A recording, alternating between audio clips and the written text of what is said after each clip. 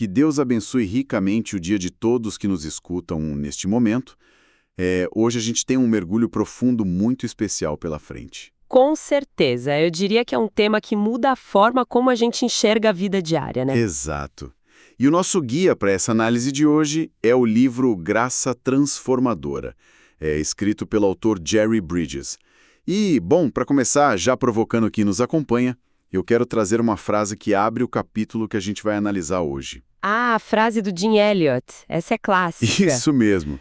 Ele diz o seguinte, olha só. Não é tolo aquele que dá aquilo que não pode reter, a fim de ganhar aquilo que não pode perder. Nossa, isso é muito profundo, porque assim, essa citação define perfeitamente a nossa missão aqui hoje. A gente vai desenvendar um conceito que é fascinante, mas é historicamente muito mal compreendido. Muito distorcido, para falar a verdade, né? Demais. Que é a ideia do galardão, ou seja, a recompensa eterna. E a gente precisa urgente debater isso para separar duas coisas que as pessoas misturam o tempo todo na cabeça. Que seria a salvação e o galardão, certo? Isso. De um lado, a gente tem a salvação. Que bom, o texto bíblico deixa claro que é um favor absolutamente merecido, você não compra. Do outro lado, a gente tem o galardão que funciona numa lógica quase oposta. Como assim oposta? É que o galardão é baseado sim no mérito, no esforço, no trabalho que cada pessoa decide fazer no dia a dia. O que, vamos ser sinceros, para nossa mente moderna soa quase como um erro no sistema, sabe? Porque a gente tenta juntar as peças e parece que tem uma contradição gigante ali. Uma tensão, né? Exato, porque se a gente pega a carta aos Romanos ali no capítulo 4, o texto é categórico. A salvação não vem das obras, é um presente. Ponto final. Tem chance de comprar. Nenhuma.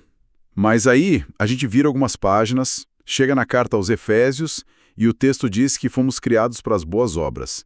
E outros textos falam com todas as letras que as pessoas vão ser julgadas e recompensadas de acordo com o que fizeram. E aí?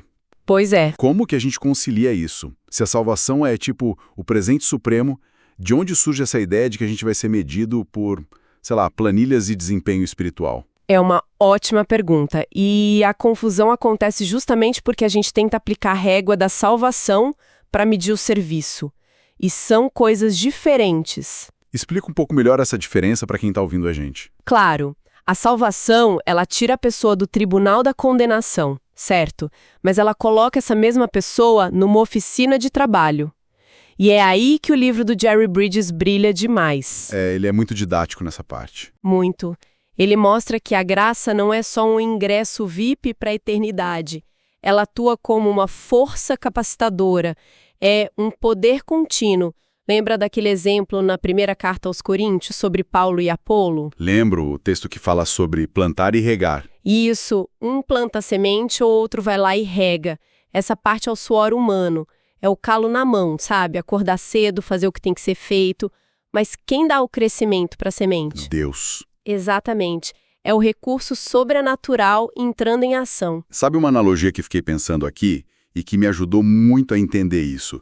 Imagina a construção civil. Ah, adoro essa analogia. Então, imagina que a salvação é como se a pessoa recebesse um terreno no bairro mais caro do mundo, avaliado em milhões. Totalmente de presente, sem pegadinhas, sem letras miúdas. O terreno e um alicerce indestrutível já estão ali. A graça entregou isso. Totalmente de graça. Sim, mas a graça não entrega só o terreno. Ela também disponibiliza um maquinário pesado para construir a casa. Ela é o trator, é o guindaste, é o cimento de alta resistência. E até o engenheiro da obra, né?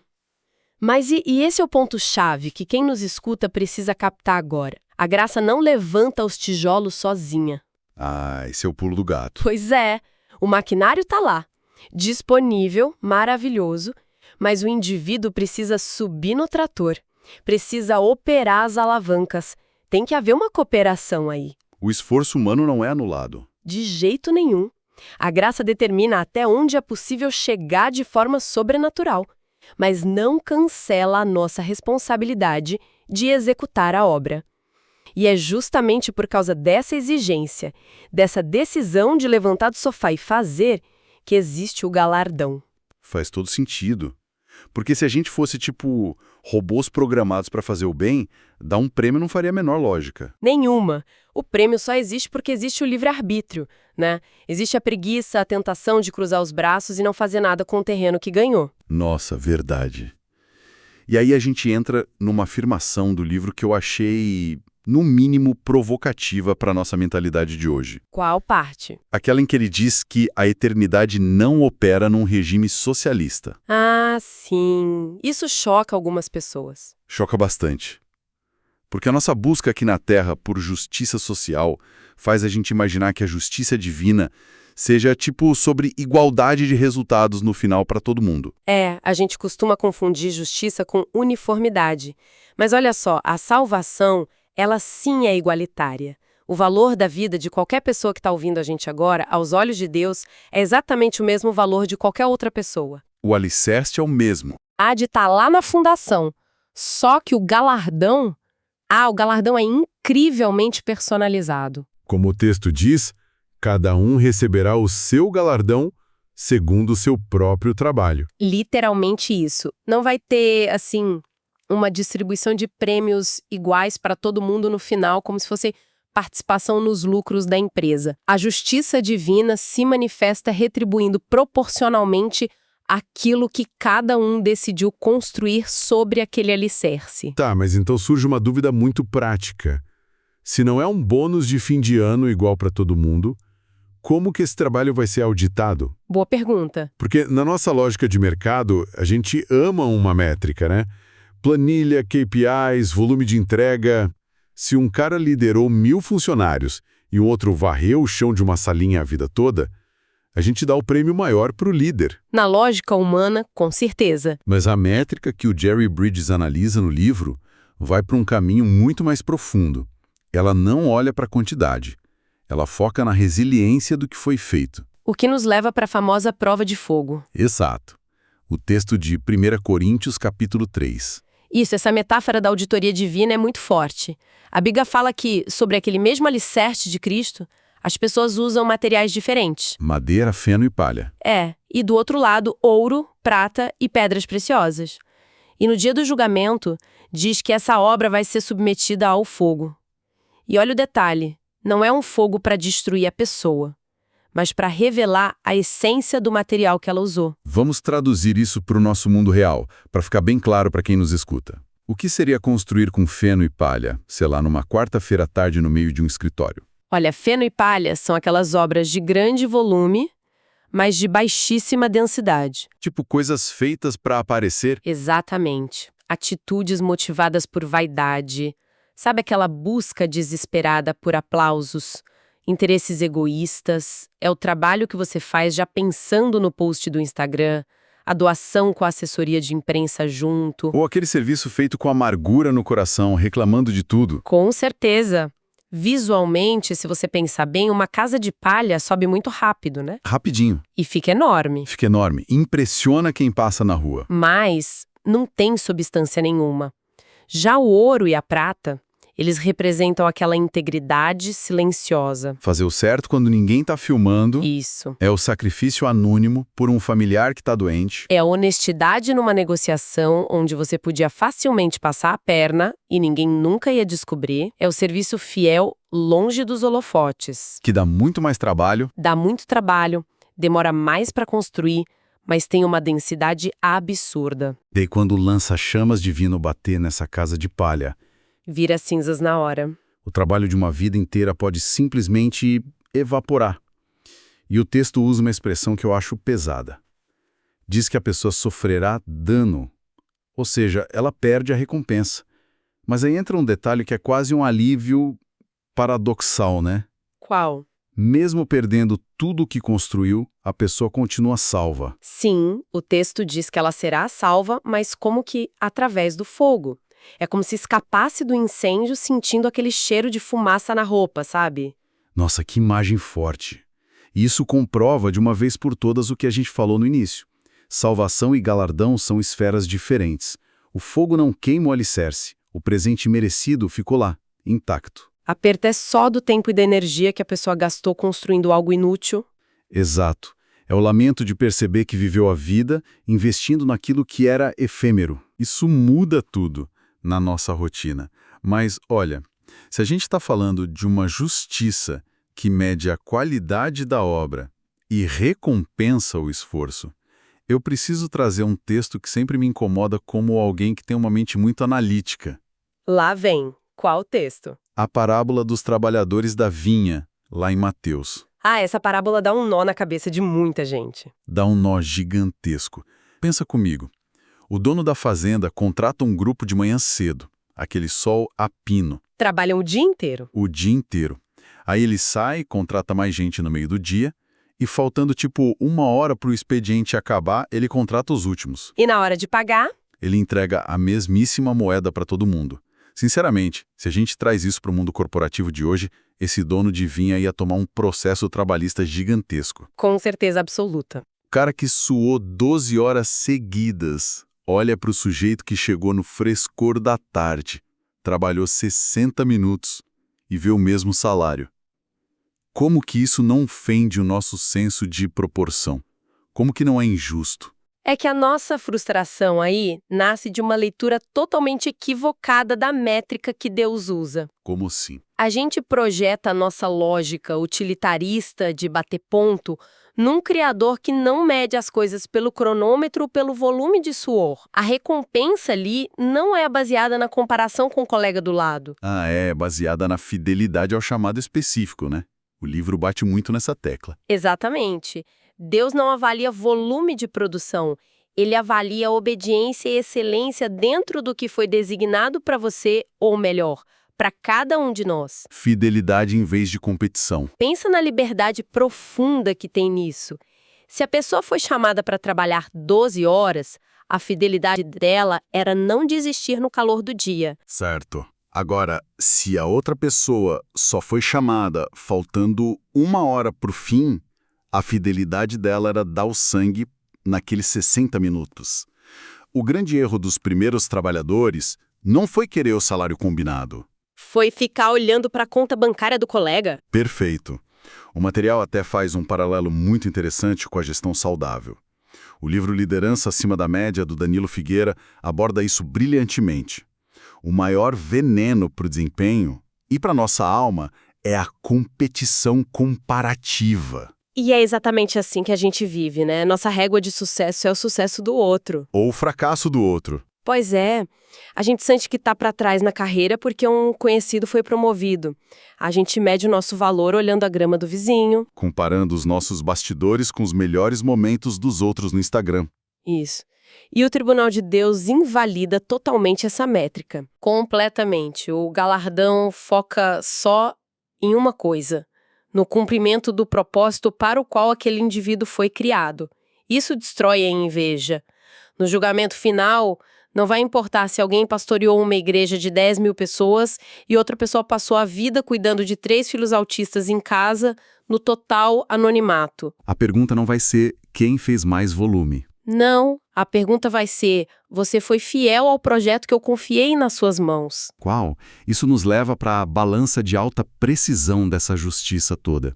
Porque se a métrica é a fidelidade ao propósito, como ficam as condições de largada de cada pessoa? As nuances, né? Sim, porque a justiça humana é muito cega para o contexto, mas a justiça divina parece ter critérios super refinados para avaliar o peso de cada vida. E um desses pesos que o livro aponta é o nível de conhecimento prévio que a pessoa tem. Ah, essa parte é cirúrgica. Tem uma passagem no Evangelho de Lucas, no capítulo 12, sobre 2 servos, que ilustra bem isso. Conta pra gente como é. Bom, ambos os servos pisam na bola. Os 2 erram, só que a balança pesa diferente para cada um. Um dos servos conhecia cada detalhe das regras e da vontade do seu senhor. Tinha um manual decorado. Isso. O outro servo era completamente ignorante sobre as regras. E aí vem a sentença. O servo que tinha pleno conhecimento e errou recebe muitos açoites, uma punição severa. E o ignorante? O ignorante, que também causou o dano, recebe poucos açoites. Ou seja, a consciência agrava a responsabilidade. Mas aí, ouvindo isso, me surge uma provocação. Manda. No nosso direito moderno, a ignorância da lei não isenta ninguém de cumprir a lei, certo? Certo. Mas se na lógica divina a ignorância atenua a punição e ter muito conhecimento atrai uma cobrança muito mais dura, Não seria mais inteligente a gente simplesmente adotar a ignorância como estratégia? Como assim? Tipo, vou fechar meus olhos aqui, parar de ler, parar de tentar entender a Bíblia, porque aí quando chegar lá na frente eu vou ser cobrado muito menos. Uma espécie de blindagem jurídica espiritual, entende? Entendo. E é uma tentativa muito esperta, mas que falha miseravelmente. Por quê? Porque ela ignora a natureza de Deus. A ignorância atenua a punição de quem genuinamente não teve acesso à informação ou à luz, sabe? A pessoa que realmente não sabia. Exato. Mas escolher a ignorância de forma deliberada, aquele famoso não quero saber para não ter que fazer. O fechar os olhos de propósito. Isso. Deus classifica isso como um ato de rebelião ativa. Buscar conhecer a vontade de Deus não é um item opcional no cardápio. É a nossa obrigação principal. Quem se esconde no escuro de propósito vai ser julgado por ter rejeitado a luz. Perfeito! A gente tem o dever inegociável de agir de acordo com o nível de compreensão que recebeu. Faz todo sentido. Não dá para usar a falta de informação como álibi quando o manual de instruções estava ali, aberto em cima da mesa o tempo todo. Nem pensar. E isso conecta muito com outro prato dessa balança divina, a nossa capacidade. Porque assim como o conhecimento aumenta a cobrança, os talentos e habilidades também, né? O livro cita a parábola dos talentos em Mateus 25. Onde o Senhor distribui aquelas moedas de ouro. Isso, ele dá 5 para um, 2 para outro e um só talento para o terceiro. E a frase que amarra tudo isso é quando o texto diz: a cada um de acordo com a sua capacidade. Olha, eu acho que essa é uma frase que traz muita paz para quem está ouvindo a gente, porque mostra que Deus nunca comissiona alguém para carregar um peso que não conseguir erguer. Ele não pede uma entrega maior que a força. Exatamente. Traz muita paz. Mas também traz uma enorme responsabilidade, né? E aqui o autor do livro dá um alerta importante. Quando a gente lê a palavra capacidade, a nossa mente pensa logo em QI, talento artístico, carisma. Força física. Isso. Só que no contexto do galardão, a capacidade é a medida da graça capacitadora que já foi dada para a pessoa. Voltamos lá para o início. É o trator e o guindaste. Despenseiros da multiforme graça de Deus. Então, a capacidade que vai ser auditada não é só o que você produz sozinho, na força do braço. É o que o indivíduo poderia produzir se operasse em parceria total com os recursos sobrenaturais que recebeu de empréstimo. É o potencial máximo dessa aliança entre o nosso suor e o poder divino. Perfeito. E é sob essa ótica que a história daquele terceiro servo, o que recebeu um talento só, se revela como uma verdadeira tragédia. A tragédia do desperdício. Muito. Porque, repara, ele não rouba o dinheiro, ele não gasta em festas. Ele faz o que muita gente faria na crise. Ele pega a moeda, cava um buraco e esconde, com medo de perder. Ele escolhe a segurança máxima. Só que quando o dono volta, a reação é brutal. O dono chama ele de mau e negligente. E não é porque ele teve um retorno financeiro ruim, mas por algo muito mais profundo. Por ter boicotado a graça. Exatamente. A condenação dele é por desprezar a força capacitadora. Ele olhou para o recurso maravilhoso que tinha na mão, olhou para o desafio lá fora e decidiu simplesmente não interagir com nada. Ele escolheu a paralisia do medo. E a lição do Jerry Bridges aqui é que a graça não é uma mágica que atropela o nosso livre-arbítrio, né? Não mesmo. Ela precisa ser acionada. Se a pessoa tem um talento e escolhe deixar enterrado na zona de conforto, ela está dizendo ativamente um não para a graça que queria trabalhar ali. Bom, para a gente ir amarrando todas essas pontas complexas que a gente explorou hoje, o cenário que se desenha é muito claro, mas exige uma mudança de mente diária. Todo dia. A salvação não está em jogo na nossa produtividade. Ela é o terreno firme que a gente ganhou por meio da graça pura e imerecida. Amém. Essa mesma graça nos equipa com tudo para construir algo grandioso.